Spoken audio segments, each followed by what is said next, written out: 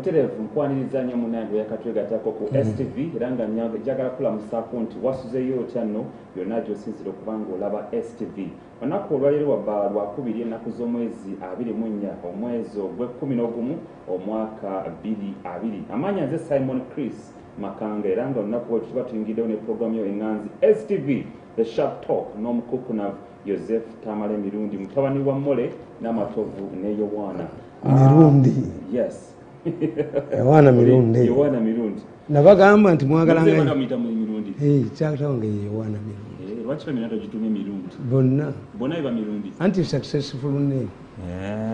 Bonna batuma abaana baabwe batuma ki? Once I stress Mirundi, why? I don't have a Christian name.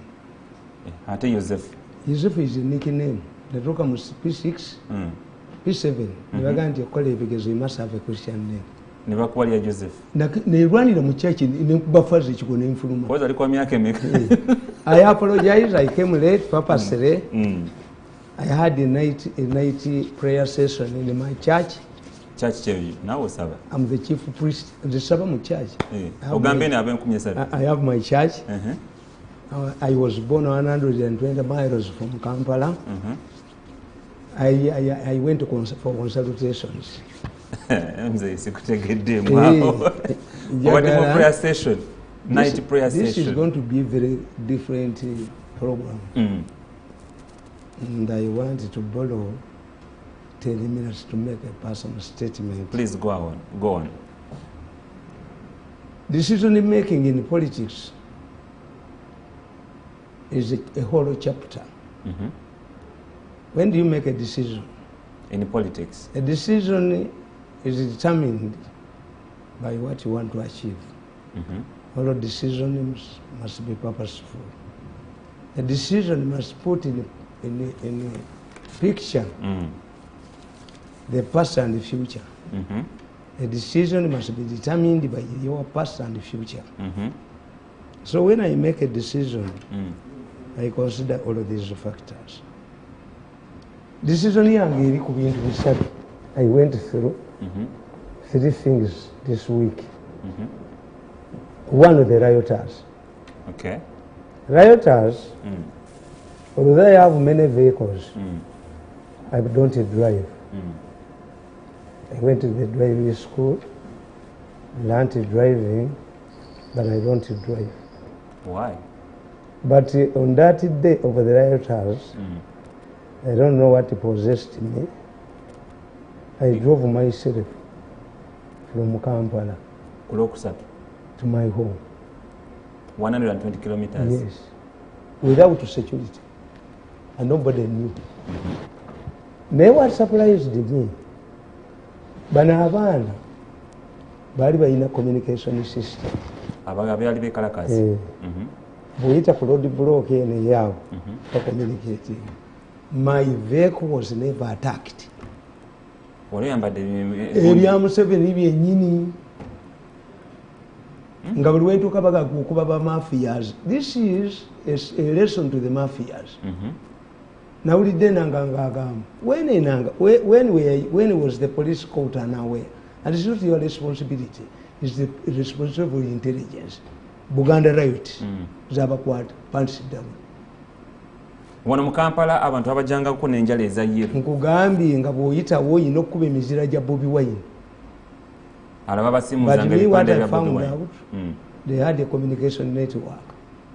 In some places, bajjanga ne twekubya ebifaananyi. This is a biwe nanga. Njamuga nti I deleted the vote.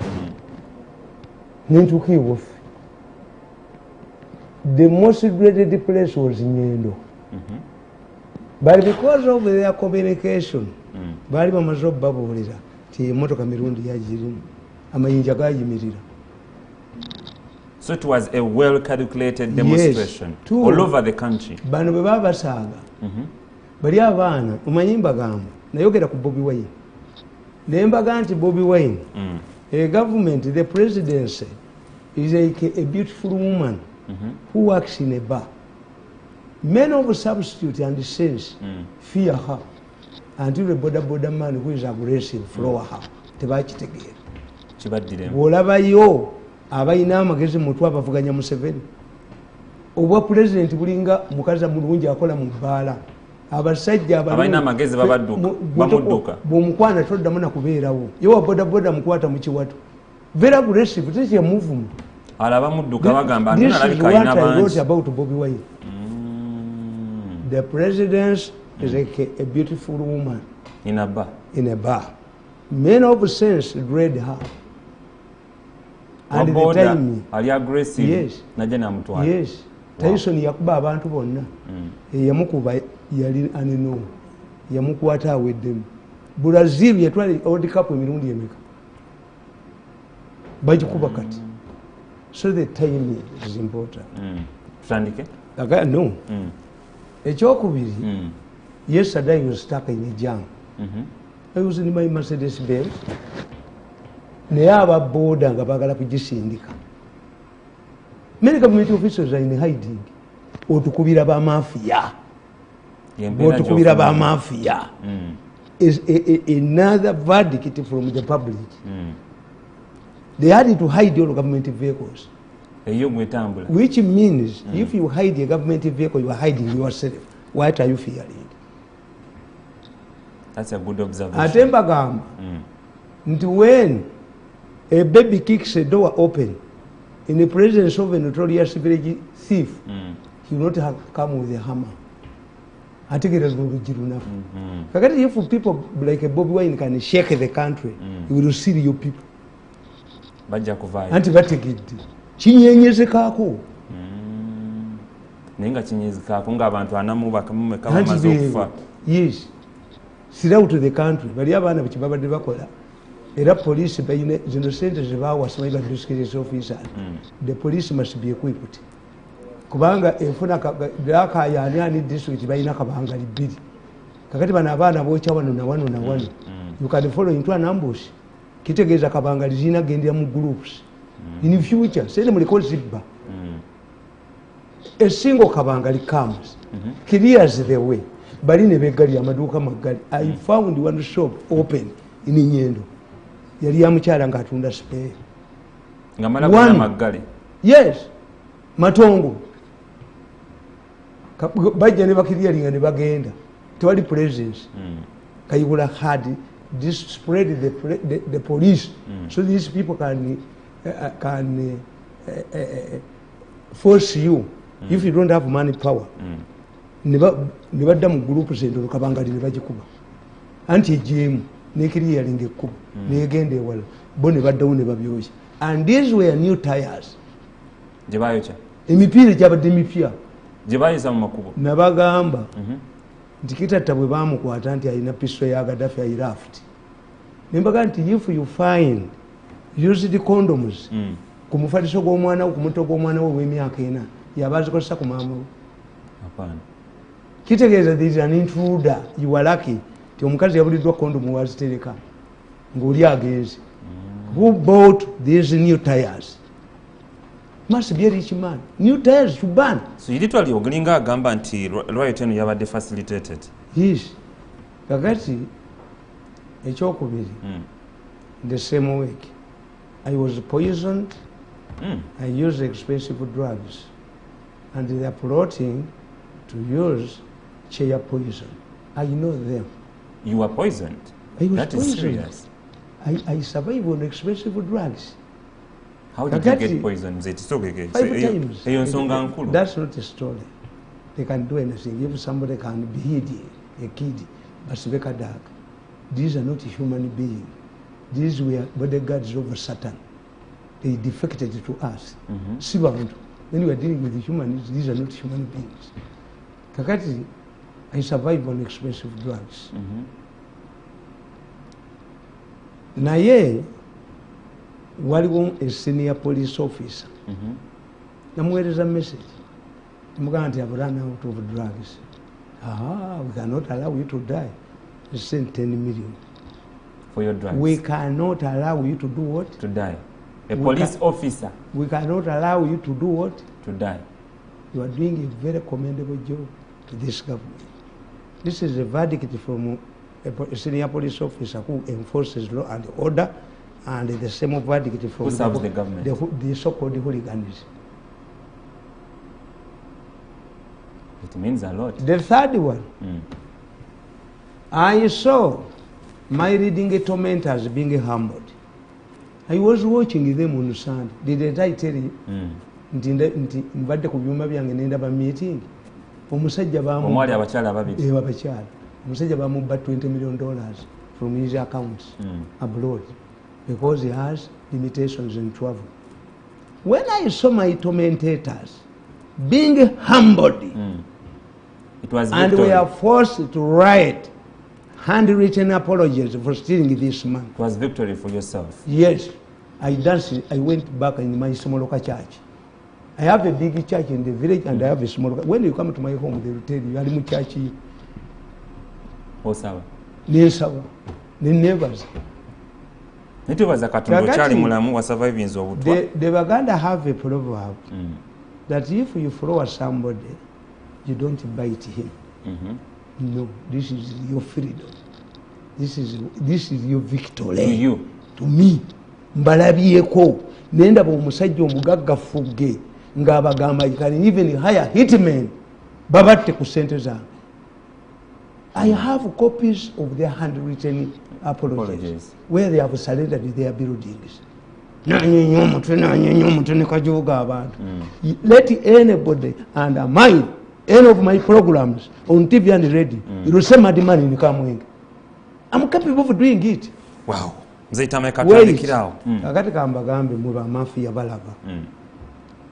pain that this rich man has gone through is what I've gone through for 8 years. Wow. Akitegedde ti human being reacted the same. Kakati nkola resolution zange. One, they are talking about negotiations, no negotiations. A vanquished cannot dictate terms. You can't negotiate. They brought the Chinese recently, they brought the Canadians to jam my machines, they failed. They brought the Israelis, failed. They hired military intelligence agents to locate my machines, they failed. These are different machines. The report, I have a report from military intelligence agents. This man is connected to a satellite, a Russian satellite, which sends the images to Moscow and is the recipient.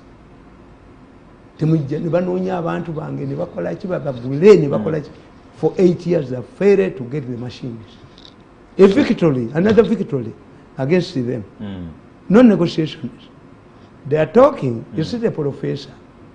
Professor said, we underestimated this man. Professor Mwari. Professor Alimba Mafia Vegeta Fellowship. Robbery is robbery, whatever name you give it. Abaganda Bakuganti Bamusumagiza, robbery. Bamuyigiriza Kampala robbery. So the title of an organization does not change. This is robbery.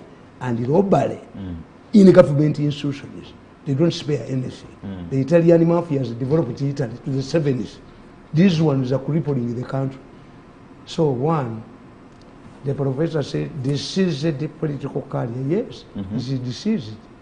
To you know kuzika, no kusiga. Okusiga means germination. Okuzika chitegeza dead. So what the professor is saying is that my political career is dead. Compensate me.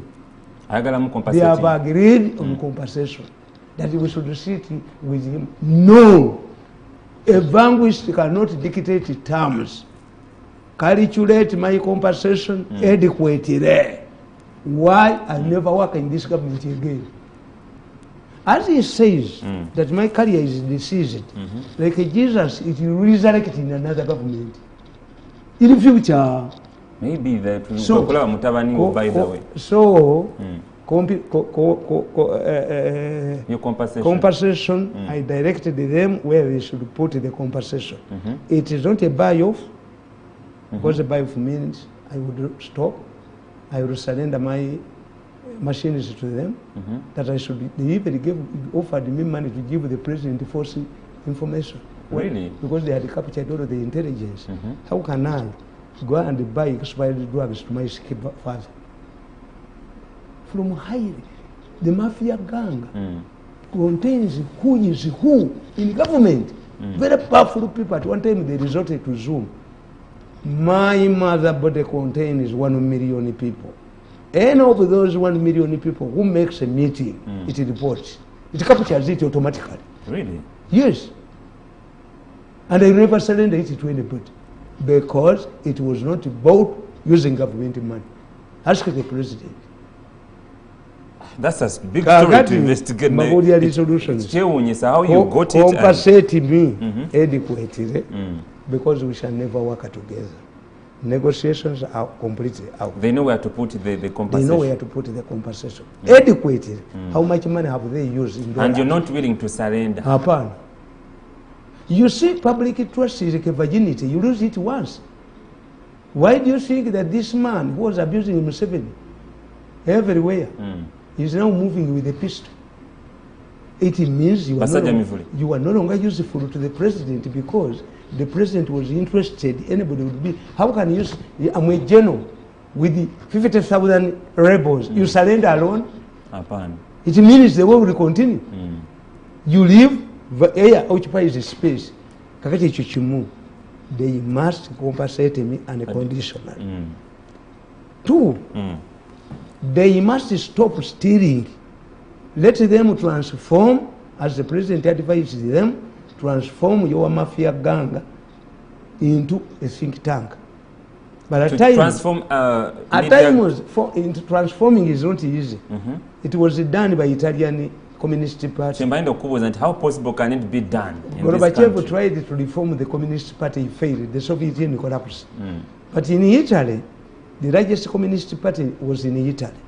When communism collapsed, the Italian communists named their party progressive and retained power. Wow. Tamale zikiza tandikira. Kale. Kakati. 2, release all of the victims because their method is once they know that there will be money in Rea, Umeme, other institutions, they hire an academy.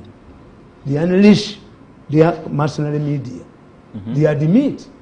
They use their media. But you did not have a convincing reason why you are fighting me. That's why, and more powerful and popular than all your newspapers combined. Why? I'm innocent. Can they give me a reason why they were attacking me? This is Boy. He's one of the people. The man is humiliated. Even fresh easy on his head. Vomit my man.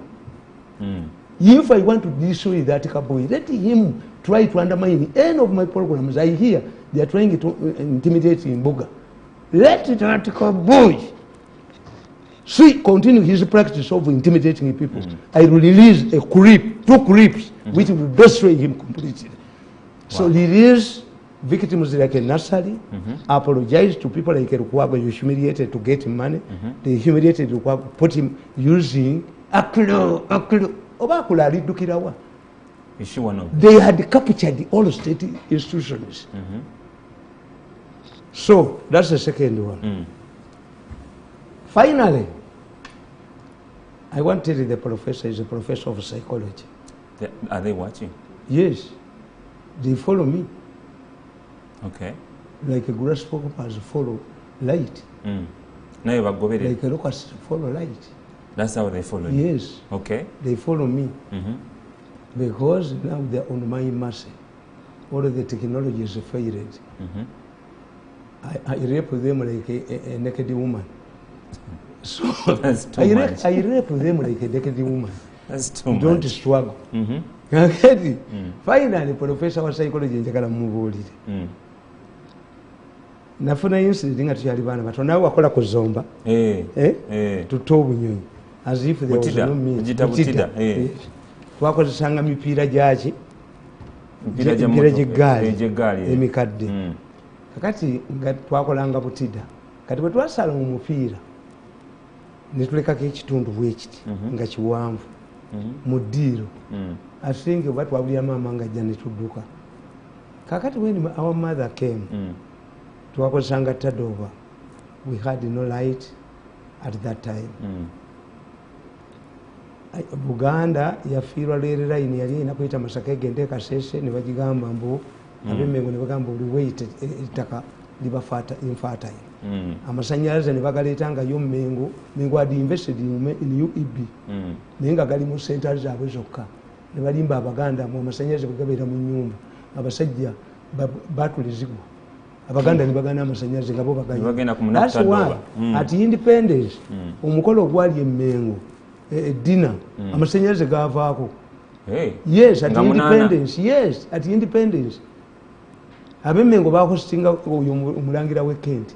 Naye amasanyalaze gaavaako bwe gaddako gasanga babba ennyama abantu bateeka ennyama mu makooti. Kakati maama waffe yali alowooza nti musota. Nayita omusajja bamuyitanga Minani. Twakula naye yabeeranga nnyo mu town. Era eventually when he became old, he was knocked by speeding a lorry. Naye ne bakwata ne basasula ssente. Bamuziika bulungi. 3 million. Kakati mama waffe agamba Minani kuba omusota. After 30 minutes n'amubuuza naye omusota gw'okuba ogutafa kiki? N'amugamba nti maama nkuba kipiira. Kakati the professor of psychology should understand, and others who are watching me. All of the time they were hitting a Mirundi, a human being. I'm not an ordinary human being. You're something different. I'm something different. Anybody who tries to fight me thinking that I'm ordinary human makes mistakes. This is a very powerful outfit.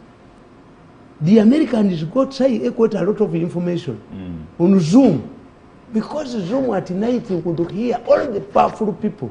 They thought by developing Zoom that they usually professor celebrated. Even when the Chinese came, the last ones who cheated them, we say this time we shall put missile under our feet. Let me ask you, Ankubuza Chibuzo Mzee Tamale, in regards to missile, who do you report to? Nowhere. And how relevant is your information jofuna ku missile? Tebakankana kati bagambye bagenda mu YouTube. Aba YouTube ne babagamba mugende mufune court order. This is an American company. Ne bagenda bagifuna. Ne babagamba aba YouTube. Bayine million ya dollar. The only person who can order us to retrieve this information is Mirundi himself. Came back empty-handed. Wow. When bali be meeting, you are lamenting.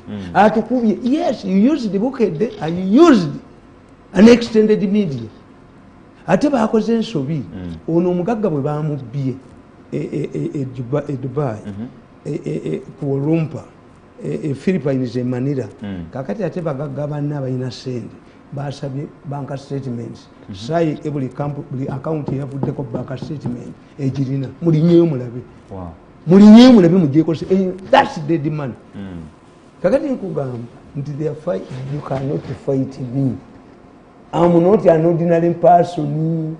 The ordinary person you see on me, this is a human flesh. But inside you're somebody. I'm somebody else. Somebody wondered, this man is not one of the richest people. He does not own property. We have all of this money at our disposal. What do you want? How have you failed to you were like a Minani who was hitting the HP.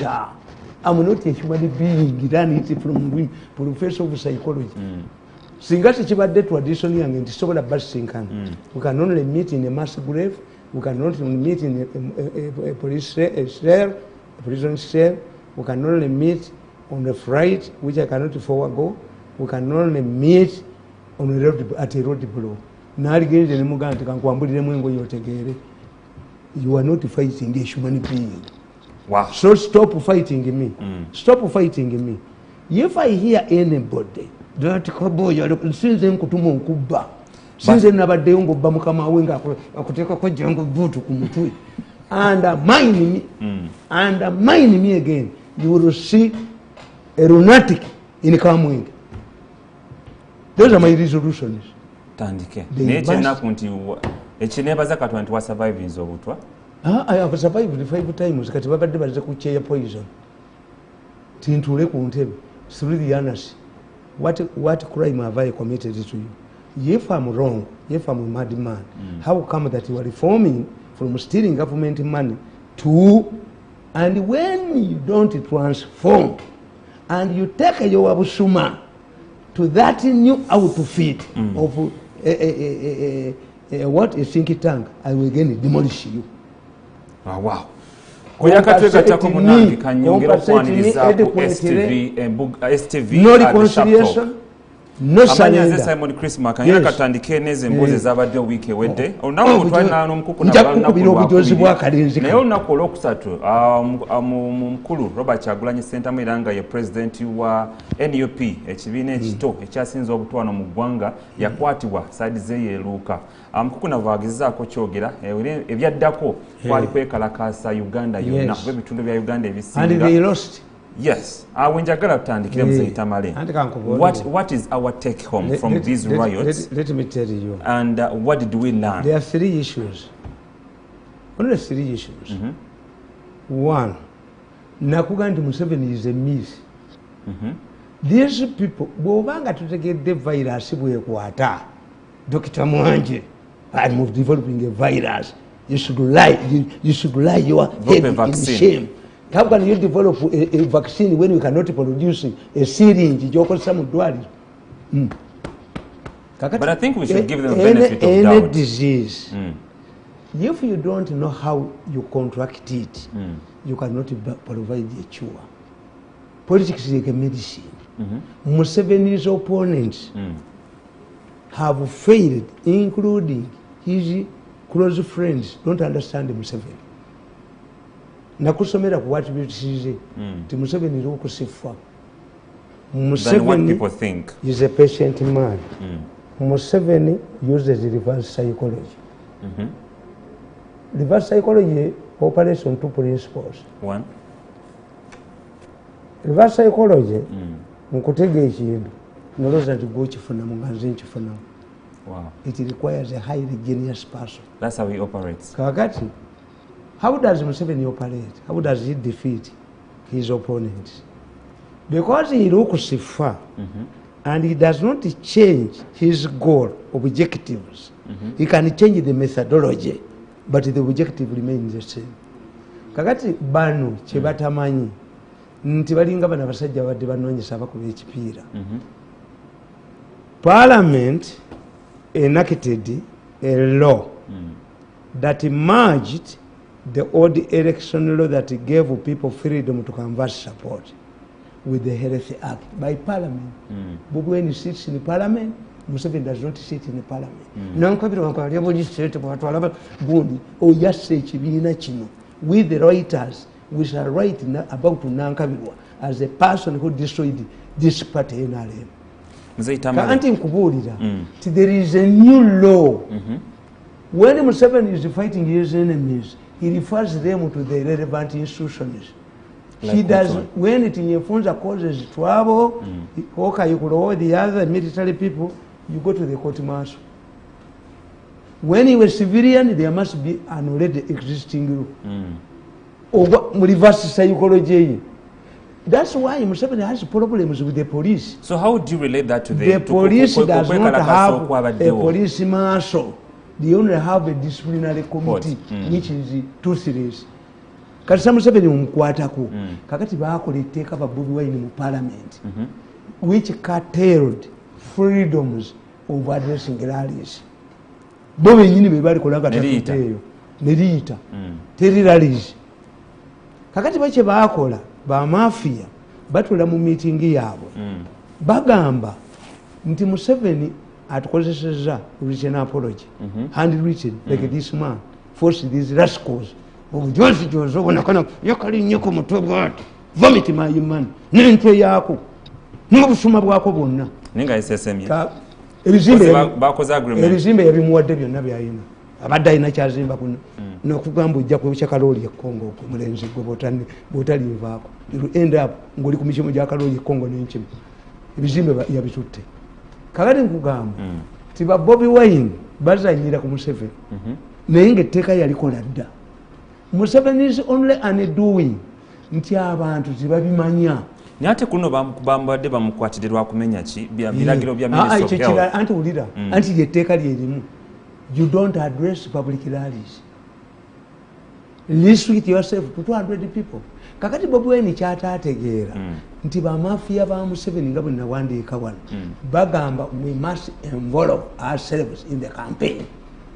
bayina abantu babwe bagala okugenda mu parliament. Some of declared in the presidential candidate. What country is this? Kyobula baleeta buno mbu ye lwalijja oyo talira ku butongole wano yadde obwala sibamu bani bamu the most hated person in Uganda at his early age. It is very terrible to be hated. Sirabu to Uganda when you are young, where will you go? At one time he remarked, are we going to eat snakes in China? Yes, you will eat snakes. Because if you create trouble here, you will be forced to China. Or to remain in a human issue, they will put you in a human issue. No, that's what the point. This man was violating an election law. But he didn't know that the mafia gang who wants to involve themselves in the elections were encouraging him. I told you that some of abamu kubemulaba munkungana za Bobi Wine benali ne bakwata abenali ne babambaza t-shirt nti naye nabo violating stupidly. If Museveni says tuyina COVID-19 wali I have two medical doctors they are telling me figures. The figures are alarming. More than what we see. Badayana yaziba ne mulamu we nabana abalala. Tujja tukawa mu maaso katono. Naye COVID wali ate wano kyatana bakutta. Wano tana bakutta ba medics banji. In Kenya medics are dying. They have asked the government to insure them. Actually they are thinking of a second lockdown. Yes. Kenya abatta na wano wali naye babba sente emmere ne bagiteekamu ettaka atenga ensonga covid tugenda kitukako ngabikolawabaliza ensonga ya Bobi Wine ekibuuzo ekiriwo kikino one he was violating a law. Look okumanya abasajja bajinga nnyo. Look Baby Cool needs only to adhere to COVID rules. Bobby Cool, if handled by an intelligent man like me, Baby Cool, you only get yours, your problem is yours. And Baby Cool has a percentage, not for Bobby Wine. For what? Popularity in Bavubuka. Anti-music kati yari play. Yes, because they don't discuss real issues. Bobby Cool yalikoze ekintu kyekimu nga muyita ba leaders ebikumi bibiri mu buli district n'aboogereramu. Tebamuwa sente sayina sente. When I heard that Bobby Cool had no security at home, I asked my friends in the security to provide the security for his home. Tebamubala. Baba suma babbi bajje mbuwe ulaba somebody can think of put Don is your dog. I know it. How can you think that a man who has not worked with you for 8 years, did you invite me in COVID? Did you invite me in locusts? What type of heads do you have, these arrogant boys, that I can sit with you? I said when Museveni told me to go to president's office, he was inciting me to kill Tumwebas. The man was killed in my political career and work under him. Kakati nkubuli nkugamba. Bobby Wine awuya good day. The Americans were very tough and specific. Charged this man before court. He was charged before court. And I heard that now discipline prevails. Why do you stop? First of all, why do you preach to the road converted? When people come to see you on the way, it means that they are your supporters or the Chirolo. So you look at the statistics. What percentage of Chirolo is this? Two, I told you, Bobi Wine yagenda waliwo problem omulenzi ono yagenda creating anga yakaloba president. The Museveni's problems rotate around 4 people inside his palace. Vivagenda banyagwa wano neno mafia gang. Kakati Bobi Wine has lost. 2, when you analyze the way they organize themselves, many people, why do you think that prominent people died? These prominent people died. Why? Because Ugandans forgot about government. Abantu bali ku private sector. Kasita yatukolera omulimu mulungi ennyo neggaza amaduuka. Abantu ne bategeera nti bw'ogala edduuka omuyindi akubanja. Ugandans will work even on Christmas. So they woke up. They woke up. That's why these people who were killed, most of them were celebrates. Ate mpulira bajinga. bakuba live bullets. Did the parliament provide money to buy rubber bullets? Wajinga kabisa. Rubber bullets weziri na nalonze nako bit ziriwa weziri yanti mukikole muteeka because we call it the riot act. That a policeman comes and reads the riot act. If under this section of law, if you don't move from this place in 20 minutes, I will use maximum force. Ekyo ne IGP yakyogera ko nafulumya manyo n'abagamba katona afulumya sasi gwengodduka naye bano bambi abafa bagamba nti poliisi bwenejja netukiriyalingira. That was basically a strategy. Tibesi yalumbanga gundi working places markets na for one purpose. Nabagamba nti mumbeera ku mizigo ng'omwana akaaba taata we tasobola mugulira mata. What you do muvemu mukwana omukazi mugulire omwana amata mwebake relocate.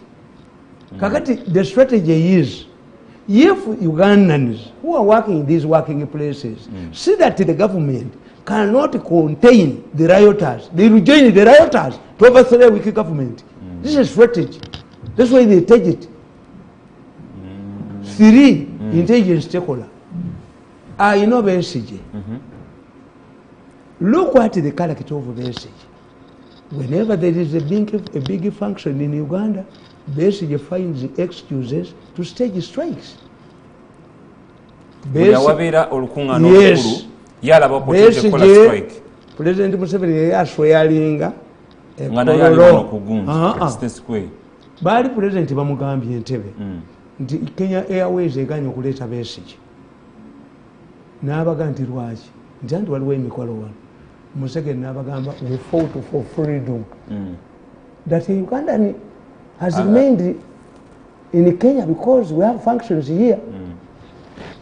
Bring Besigye on Kenyans allowed the Kenyan Airways to bring Besigye. Arrive at the airport, drive home. Besigye violated Museveni's hospitality. Yalimira kubayita ababiri. Besigye's group penetrated bakube emmotoka z'abakulembeze. Museveni abaali Kololo naye ndaba oyo omukyala. Mukyala bwe baabaleetanga mu State House ne bayigizanga political science. Akero n'atwala akapapula wa president. Your Excellency, shift the luncheon from Entebbe to International Conference Center. Ndategeera ono awedde. That Besigye can force Museveni, the president of Uganda. All of the cards have been distributed. What's the change? Of which are in control? Museveni drove to Entebbe. Besigye motoka yazikuba amayinja. I was summoned by a Nigerian court to defend the head of their ESO why they allowed their president to come to Uganda. Wakiti yababuulira nti Uganda ejja kuba kolaki? Ejja kuba violent. Ne tufuna Chogamu. They fought to Chogamu. The side kusendeza Chogamu. The same mafia ganga yazibba. The same group yabba sente. Bali yanga amputa buli kamu bakabba. And they think they can suffocate others, intelligent people like me. I kill you. Kakati nga bakugamba nti olwaleero Commonwealth against Canada budgeted South Africa. At one time Museveni told the then Secretary General Mackinnon, if you shift Commonwealth to another country, I will sue you and you pay the costs. We have invested here heavily. That's the message. Era oyo Mackinnon arriving at Entebbe a few days before the Queen is arriving. Yagenda okulaba ng'oluguudo balukoze bubi nga mayinja kakuba emmotoka n'abaga nti Queen tajja kujja. Ababbi abaali mu works ne bakwatirawo yingini y'abagonza. I fought for him, he's back, he doesn't pick my phone. Bagonza does not pick my phone. I fought for him. Bamukwata agenda n'Entebbe to make it dramatic as they do to humiliate you. One day you pay heavy price. Besigye ne tufuna an international parliamentary conference Kadaga yagireta abantu 10,000. Besigye yajja mu kibuga akole mayhem. Eni aliwo makogwe. Bamukwata bukwasi, his car was towed. Ngali mu kibuga era sekola mayhem. President Museveni was invited to make a key address in Kenya. Besigye picked an excuse. Uyu mutabani we namukuba namufuiti amufuyidde Besigye n'agenda Kenya. We arrived in Kenya a day before. Nga TV za Kenya zonna ziriko Museveni kuisha. Omanyi ebintu ebivundu. What is the motive behind that? He does not want to give Museveni. Besigye is carrying a personal vendetta against Museveni. Is Bobi Wine becoming a replica of that? President bwatuuka mu conference, a hired fool stood up. Your Excellency, do you think you have the moral authority to address this August conference when one of your leading opposition leader is in Nairobi, came here as a blind man? Abantu bamulagira fuluma, get out. President yabagamba, if that man wants to know about Uganda, let him stay here. Museveni addressed these people for 3 hours, non-interpreted, on power, energy. It was a conference for executives of people involved in it.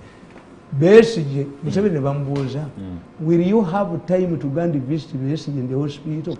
Museveni yabagamba. He decided to come to Nairobi. We have hospitals in Uganda. I have not that time. Wow. Very bright. Ekitegeeza singa oyina intelligence kakati lwaki bakoze strike. Then we have new important representatives in Uganda. The British High Commissioner, we have a new British High Commissioner, we have a new American ambassador. They had to stage it. Kambuzemu omwaka ogwedde olwakwatira I think 2018 olwakwatira Bobi Wine mu Arua balaba ekyaliwo almost countrywide waliwo okwekalakaza kati kyembuuza kino ekyabadde eruuka ab'ebyokwenda tebakibanize nti banakwata Bobi Wine there's going to be another riot. Lwakuba tebabibabuulira bagende ne bawayiriza omu ku bapolitician beeruwuukya nti yakikoze olusuku talina n'ennyumba teriyo awe tuli kati saawa zino anti kankubuulire nakugenda nti Museveni uses reverse psychology. Museveni lures his enemies to come out of their snake, to come out. You lure the snakes to come out of the kuba kakati abatestinze n'amanya muzito waki kati abategedde muzito waki yabategedde kubanga you don't know. Nze nagamba nti if I get a chance maybe in the future governments to be in education, political science, logic must be a must. Propaganda must be a must. If we don't have those elements, first of all, let me tell you, what is a state? People don't understand the state. A state does not negotiate. A state was given coercive forces. Kugolola tumba. That's what the Baganda say. A state cannot negotiate with the Ugandan. Is Bobi Wine dealing with the state? Yeah, anti-law. Ate mu ICC babalimbira bwerere. ICC cannot take a policeman who is enforcing the law. Nekigamba ne Kayihura. Nti in Kenya, yali akulya Inspector General of Police, General Ali, baga n'omutwala Hague. As long as he was doing his work, enforcing the law, tatwalibwa Hague. Abapolisi bumukuba amasemu ne mbatiisatiisa, tebasoma international relations. ICC cannot touch on a person who is enforcing the law. Ekyo Tumukunde yali akimanyi. Tumukunde bagamba iso okutta babbi yagaana. Yaga give me an instrument that will insulate me in the future. Kayanja akuba gafula. Wanudde nga government enevuddeko bakwata Kayanja.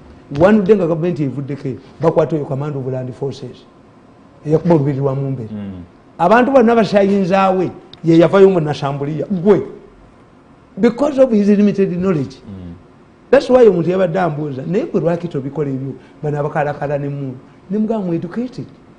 Have been shaped by future nalaba government ya mini neya UPC ne bano bajja kugenda bano bajooga abantu be basinga akabinja ko kamafia ganga ke kasinga abanubbi amaanyi ke kasinga abakyoli amaanyi and the international tebalina gye balaga wano bali waduka akati bali gundi wano they are hostages. After that ebigambo byayogerwa muzeyitama state tezanyirwako.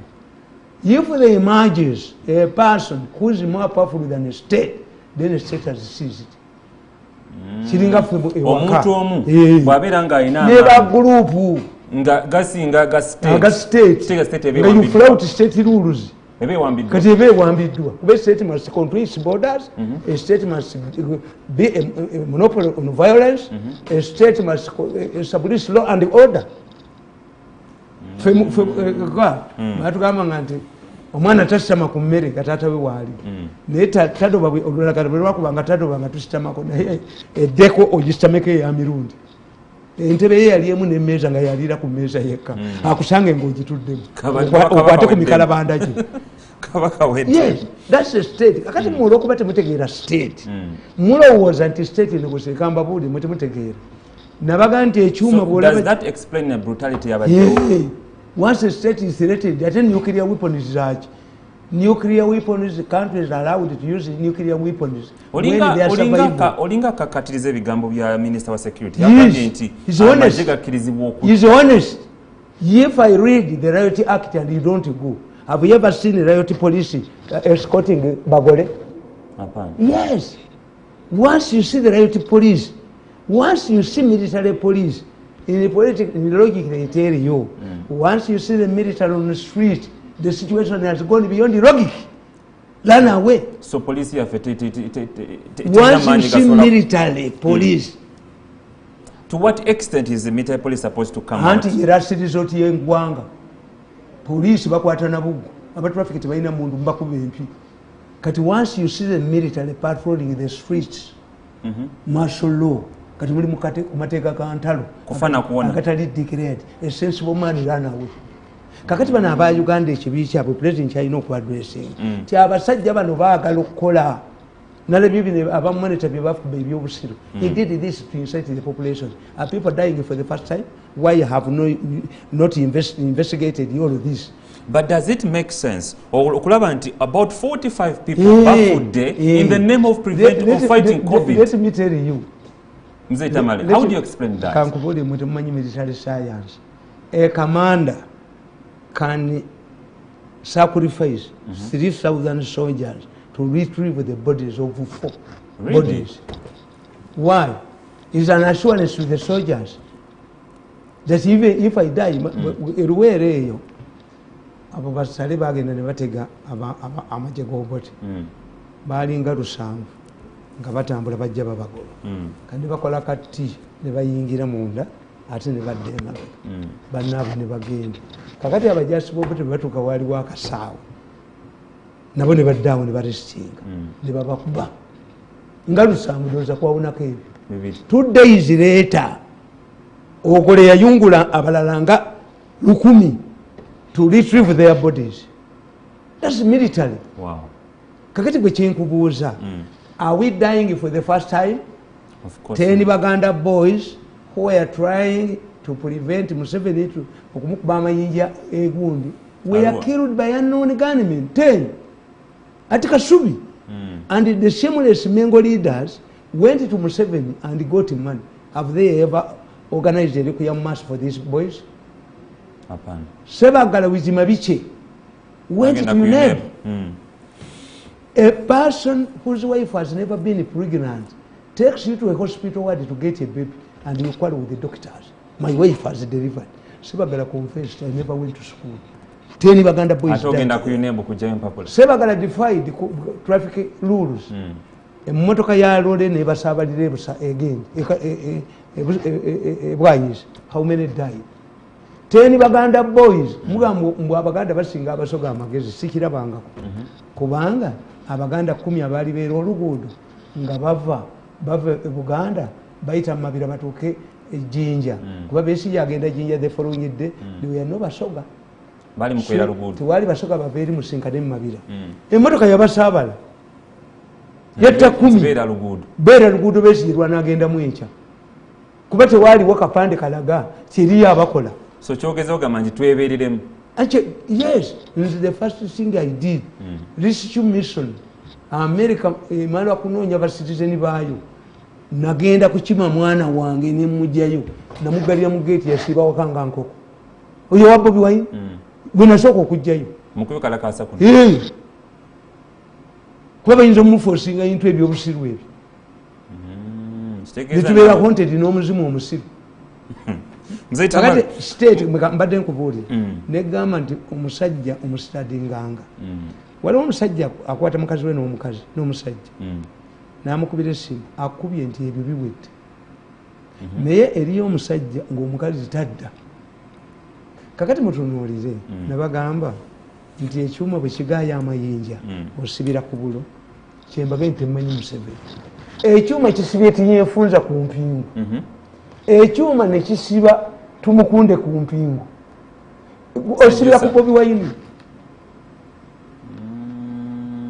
omuganda akugamba bwenzijukira Sematimba nekyekwabanga abaali abaziranga lwabalya dda leero nga nzeerulire kawaneerire nenywere nabulagala tioba Sematimba nekikwabanga abaali abazira olumbe lwabalya dda ate nze Bobi Wine tinyefunza gwamulabako walaba kuti yefunza oli mwana muto tinyefunza yasiba Northern Uganda emyezi eki nakuba baminisita emboko yabaleeta mu helikopota nebamubuuza wakubye baaki nti mu helikopota mulimu empingu bakwate pilot yakuba obukongovule bajja baavula mu kooti tinyefunza ngaogenda esembabwe helicopters were hovering over his convoy ekyuma kimunywedde tumukunde lwakuba bamawulire emikwano gye tebasobola mukubanga ali katebe ali bwati tumukunde kamando in 3 days bali bamumaze kyuma kigaya amayinja. But is that what we want for our country? They will not be a peaceful transfer of power. Bagondera amateeka. Kubanze mbagamba nti politics wa mugumuzanyi nze singa nagenda mu opposition. The day we go to the opposition, it will be a change in the opposition. Why can't you step in? But power. You don't need kuba byonna besi yoko tuwaka yamukolako. So linga agamba kati whoever is coming as opposition must think beyond basic. We Bobi Wine ofunye n'omukisa. People are coming. Tell them, yes, I've seen you. But because of COVID-19, go home. Kakati njagala nkubuli obutategeera bwabwe. Bobi Wine wamulabye ko ng'agenda okubagiza abafudde. Abaana baabwe nekyabaddeyo. Abali malwali agenda bajanja. Aina yataddewo okusaba okwenjawulo. Ate kusaba ki? Abamu bamutuukirire yatakoze press nawandika akatabo kange kano. Nakonzekeze nkasomenga gundi bwenkusabye gundi wali. Akatabo kano nakawandika kakadde. Bakaita batya? What divides the state and the religion.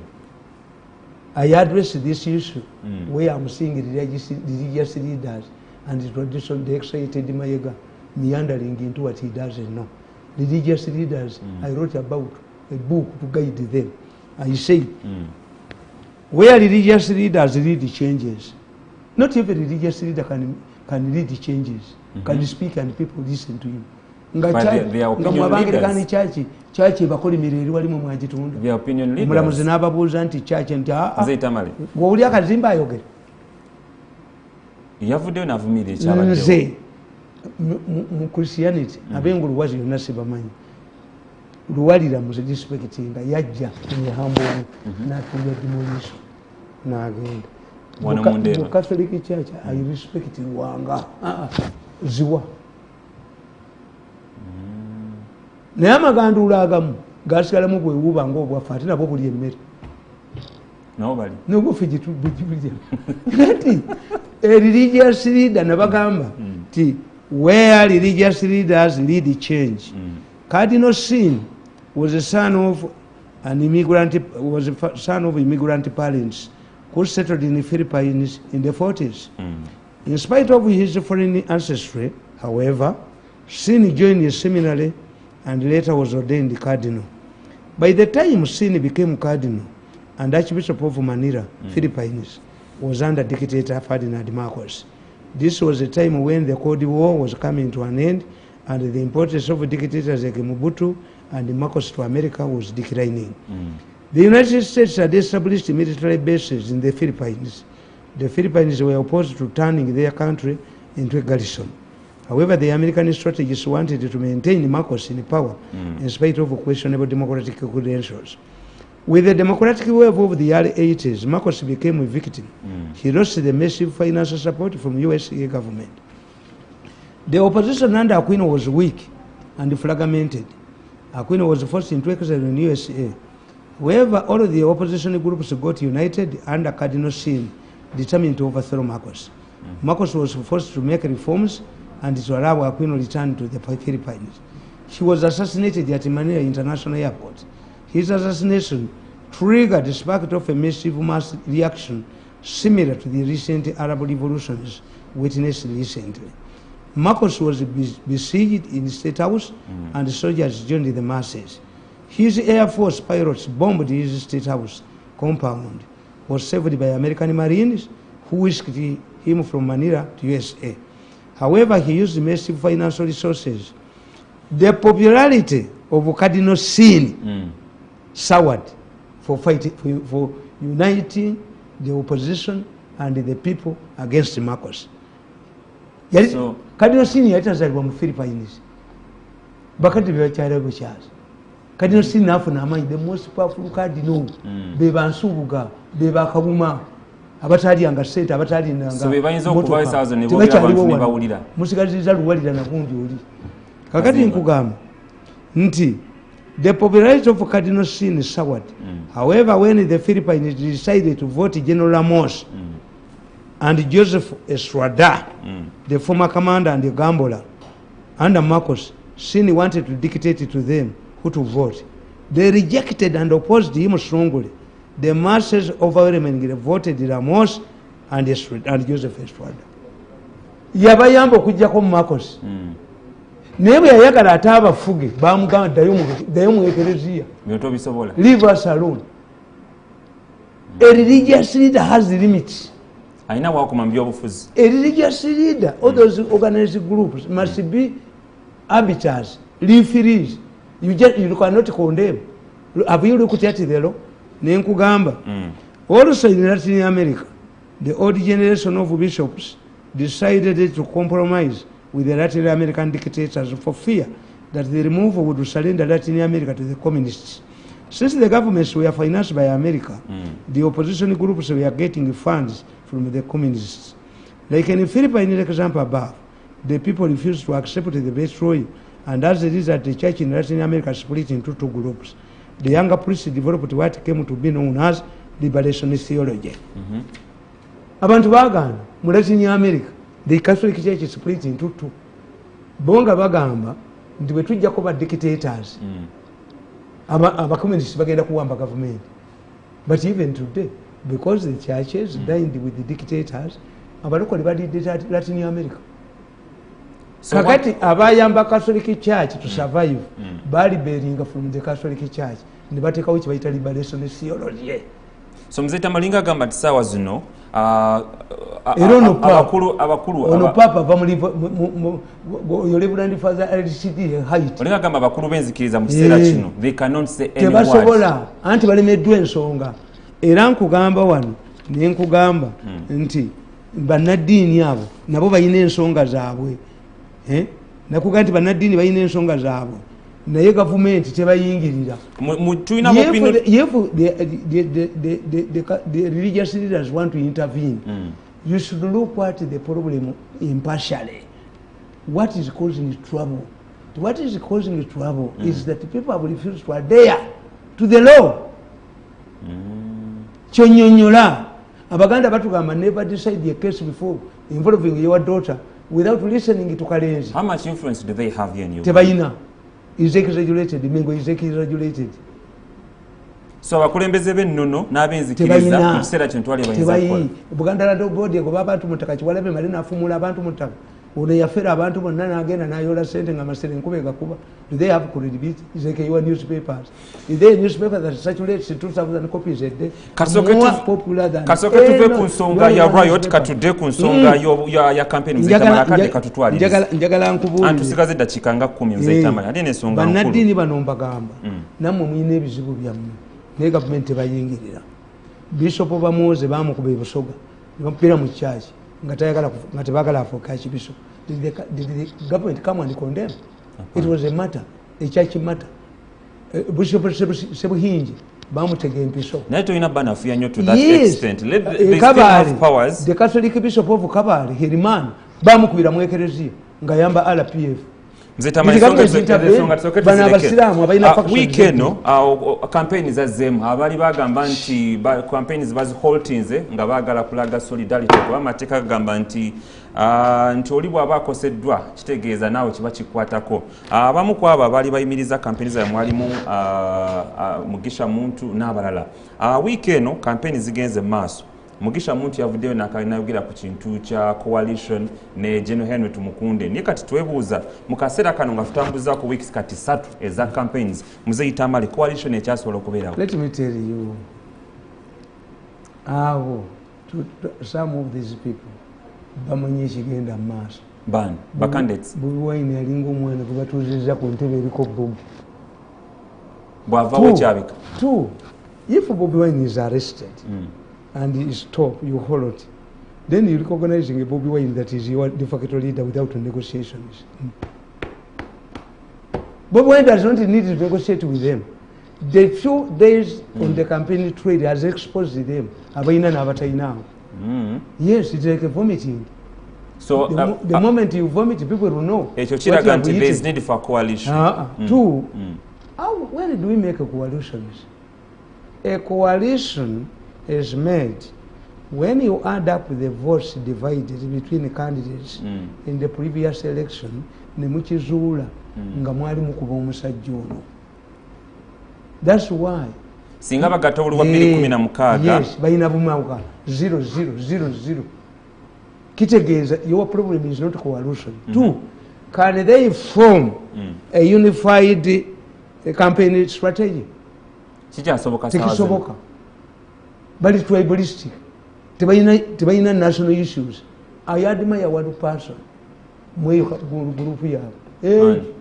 Mugisha Muntu. And by joining them, he is killing his chances. Mugisha Muntu is highly respected. Is respected neta ina bawagizi. Yaladuwa yalitamanyiddwa mu Nigeria. Yaladuwa yalitamanyiddwa. Museveni yakwasa bano balelatives be bano abamulwanyisa. Ayinza kikwasa Mugisha Muntu. A president cannot surrender power to a hostile group, even if they are his close relatives who are undermining government programs. Abakuba balo singafe bakuba bakosa nakolema neyo akuba bakosa mwete mubba. President bamutunze Mirundi emeka. This is what in Kalanga where you could go ngoteka emitwalo gya $10 n'omulaba ekiro.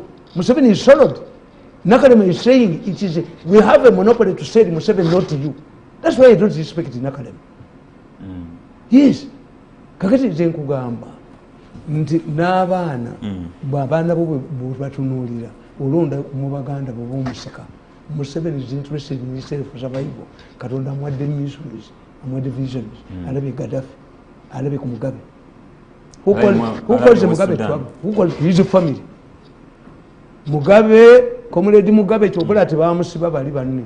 Naye omuko yali yefudde ekitalo ng'ali egimbi eri. Ng'omukaali egimbi eri yali yefudde ekitalo. Ne bamuyoola bamutwala mu nkambi ne bamusiyaga n'omusiyaga ejjoko ne limuggwamu. Yagamba mbu dino agamba omusajja yakube muntu nga Mugabe ali mu kkomera. Do you know that we can demote you? Bakakeera ku makya ne bakayoola ne bakatwala ku piika. Last week wagamba Mugabe mu Barracks Katonda sitaani yakimanyi. Last week wagamba nti bakandisa bambajja out. They cannot unite because they are factional. Tujja kutta abanyankole tuli bakomya Katonga. Balina meeting gye batwala mu week ewedde.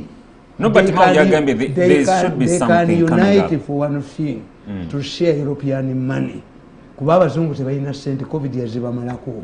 Kati Bungereza yataddewo policy. We review country to country. Bakumme nga Uganda bajja Jim Massed. Kubanga tebalina. To get an excuse. Tebalina ssente abazungu.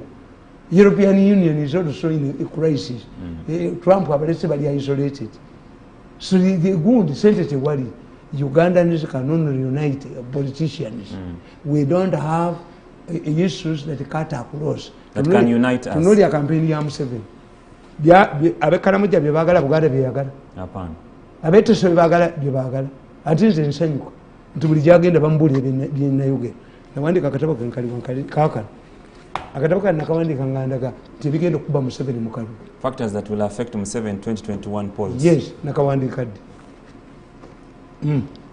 Nga January 22, 2020 at my home in Kabalagala. Yes. Completed at Mbujango okole ku gundi. Ebyammwe buli wabeera wakantu ono n'atumayo n'atumayo. Wabeera akakiiko n'asindika n'akabagemere n'akasindika mu kyamaani w'ababbi mafiya gamba. Buli wamu wonna basindika buli wamu bankola na lwaki Besigye asirise nnyo mu campaign zo? No. Besigye omugagga akugamba ti Besigye neewulirirako. Ndisende nsalawo Baby Wine. Yagamba, when I saw Baby Wine in Arua, I had to hide under my desk. Why? I identified Bobby Wine, groomed him, watered him, nurtured him. Bobby Wine yayigire ku musajja oyo. Engeri gyali nnyo akalenzi kano n'akalinye entweyo ejjudde obujozi. Akalenzi ako kalemeddeko musajja. Yes, yakalinye n'akawandisirako nyinza n'ojjikuba. Nyiri bwekaddamu kukwata ku pologulamu zange. Ngenda kakuba godi. Liko videos bwekasula mu Kampala. Kanja kuyita mugenda Kongo kwekyankimu. I'm telling you. Kakati nkugamba nti Besigye ye ono yamumma ssente. Era Bobi Wine bw'aba alowooza ti ajja kudduka ne ssente z'omusajja bilioni 5.8 nga kano yakalinye entwe ni kano wako nakali nabulinye entwe naye jango buutu n'abugoloola n'abujjako n'ebizimbe byabwe. Bobi Wine ajja kudduka ne ssente z'omusajja. Yabagambye I'm the king ne of Bobi Wine mwalimu. Yamubba. I'm the king of the region. So koleka mzee Tamale genda mpola. Ne Bobi Wine mwalimu gundi mudi. Bobi Wine yamuwa bilioni 5.8 nadduka. Naddamu kumuyimbira mbu kyali kiwa. Kiwa! King wa region. Mbu kyali kiwa. Kiwani. Nti wasiba kiwani ku ssente z'omusajja. You see, these people don't know how mafias operate. Mafias operate like we. Abalogo. A mafia, a non-state actor like Al-Qaeda, tuyinza jibba n'olya ssente zaayo. Terina police, terina embassies. Teri protect this money is not to protect ekutta bussi. Era you can confidently tell you, abasiraamu be batanga wano balya ssente za Al-Qaeda. Al-Qaeda teyinza kuleka. Kubanga bate balina police tebalina ki. N'abalogo bakugamba abaziba bakugamba abo mafia kibalina okumanya. Abaziba bakugamba ti okatere mandwa nti injinyeseze akayuka mandwa watera mandwa nti injinyeseze akayuka libakalijo bw'okuba emmandwa n'olowooza nti ogipamiza mu ngoye n'oseka emmandwa tekugwa. Mafia yepanga ku mandwa Profesa mwepanga ku mandwa okatera mandwa nti injinyeseza akayoka libakalijo emmandwa bwesituka ku ttaka yino bakubane ne fellowship n'ekijjawo. Nga tumaliriza buli presidential candidate avuddeyo capitalizing ku weaknesses za regime eno. Nobert Mao nja kunokola yemu yokka. Nobert Mao yagambye nti agenda compensatinga abo bonna abazirwanako. Kituufu eri abazirwanako eruweero abamu tebasasulwanga eriyo bawandiisanga. Nti ani abadde azibba? The president created zibadde zivayo bayina bugundi mu kibiina kyabwe ekyenali mumenzi ndi wa Museveni welonda biko ne basi hapana sirina inako mzee nze na kadi yenale I did not get it deliberately. Nze ndi Musevenist. He moves in the morning, I go in the afternoon. I have no future with these people. Ile mwingine kunonya kalunya kake kakati kugamba what they are discussing present strategy emulema which is overlooking. Museveni fears to expose the thieves. The public will pounce on them. Nenga bamanyi. Nti mwabayina veterans representative kwena alem. Muhwezi represents egundi. Veterans. Ono lwamira makolaki. The president created, you see. So bikasera kantumandi badde yaka. And these people would answer immediately. Those who, you see, Mao don't talk about rubbish. We have a veterans association. The widows will come up immediately. Ne okwogerera Museveni baagala money. How much money? That's why I was annoyed with this group. That we paid the people to take petitions to parliament. We didn't have NRM supporters who could do it. Namkwanya, you embarrassing the government. Ebyo tebyogerwa. tebabyogera nti twagula n'abantu batwalire petition mu parliament Museveni abawe ssente oba oweebuula Museveni nti omusajja yabulwa n'abamutwalira petition nti mirundi abuliddwa abamuyemerera nti Dr. Kiseka gavumenti emuyambye yalwadde n'abula n'emmotoka emujja mu ddwali nga nze nina 3 gwe Kiseka tulina na mikwano gikujja mu gundi tulina na mikwano nga nze buli gundi ejja edition muzeyi wava muno nga leeta yizo oyinayo nkuwe naawe ovugemu bweyagale ate nzijjawo wova muno yampita nanga nti waliwo eyazze leeta yizo oleetayo naawe ovugemu naawe okyakalemu muzeyi Tamale weewaawo the government ekigiriko ekibi nti ono omulenzi addire embwayi ageneripemu. Did I work with you during the local station? Naye kino tekigenda mukubisa kalulu ani President Museveni muyambye nnyo ngambe ekyokubanga era ababbi bagamba buli candidate acapitalizing of weakness yes ayina kucapitalise but what you are saying nabagamba nti you don't have a fundamental shift from what Museveni says. What you are saying, we call it political again. And when you look at me as a political scientist, I will tell you, any government, any institution that remains in power for a long time develops what we call political inertia. You don't kill the system, killing it. Kakati, boyogera kuba veterans nga nkugamba, we have a veterans association. But it's not working. Anti ekyo kirala naye president yakiteekawo. Bw'oga nti amasomero ga UPE tegakola, ye yagateekawo. Misused by you. Weewaawo tetugenda kubanga tusukkawo awo njagala okakasa nti obadde mulabi mulungi nnyo naye bamafiya atandikidde era nga njagala kubanga tubeerekereza naye nga ekigambo kye njagala okubalekera olunaku olwaleero bamafiya baleete ssente zange soka olunde. The mafias must surrender my adequate compensation. They know. I sent them a message where they should put this money. Adequate. Two. If this cowboy continues undermining my programs, since mulagiro okubba, you will send my demand in Kamwenge. Wow. Amanya nze Simon Chris Makanga mubadde balayi balungi mpaka olwokubiri oluddako Sharp Talk lejja okubanga ekoma mubeere bulungi mweraba.